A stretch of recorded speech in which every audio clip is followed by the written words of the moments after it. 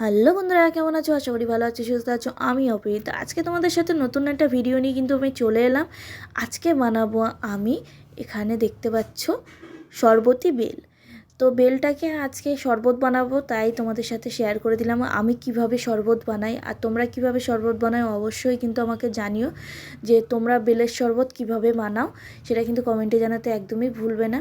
আর এখানে দেখো আমি ভালোভাবে বেলটাকে ভেঙে নিয়ে এখানে বেলের ভেতরের যে শাঁসগুলো আছে সেগুলোকে আমি একটা চামচের সাহায্যে অল্প অল্প করে বের করে নিচ্ছি। আর তোমরা এই শরবতি বেলটা কে কে খেতে পছন্দ করো কমেন্টে জানিও। আমি কিন্তু একদমই পছন্দ করি না। এটা আমার বাবার জন্য বানাচ্ছি, তাই আমি এখানে দেখো বানিয়ে দেবো, তাই তার জন্য এখানে বেলের ভেতরের শাঁসগুলোকে বাইরে বের করে নিচ্ছি। প্রথমে কিন্তু আমি এরকম খুবই সিম্পল আর খুবই সহজভাবে কিন্তু এই রেসিপিটা বানানো যায়। তো তার জন্য আমি দেখো চলে এসেছি তোমাদের সাথে রেসিপিটা শেয়ার করতে। আর রেসিপি বলবো না, এটা তোমাদের সাথে আজকে শেয়ার করে দিলাম যে কিভাবে করি আমি বেলের শরবতটা। তোমরাও কিভাবে করো আমাকে জানিও, অবশ্যই আমি সেইভাবে করার চেষ্টা করব আর আমার বাবাকে সেভাবে করে খাওয়ানোর চেষ্টা করব। তো চলো আজকে বানিয়ে নেওয়া যাক। প্রথমে দেখো ভালোভাবে এখানে আমি বেলের শরবতটা বানিয়ে নিয়েছি। যেহেতু গাছ থেকে পড়ে গিয়ে একটু ফেটে গেছিলো, তার জন্য কিন্তু বেলটা ফেটে গেছিলো, তার জন্য দেখো একটু নোংরা ঢুকে গেছে। যেহেতু ধুলো বালির উপরে পড়লে তো ধুলো পড়বেই।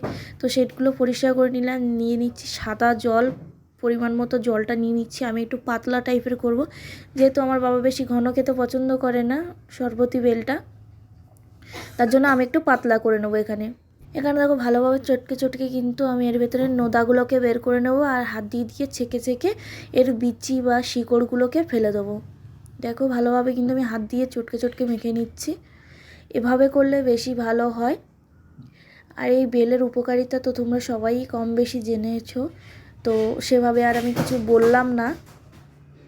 একদম সিম্পল একটা রেসিপি তোমাদের সাথে আমি শেয়ার করে দিলাম। আর তোমরা এইভাবে কিন্তু গরমকালে খেলে পেট কিন্তু একদম ঠান্ডা থাকবে, আর তোমরা কিন্তু এটা পেটের অসুখও অনেক সময় ঠিক করে থাকে।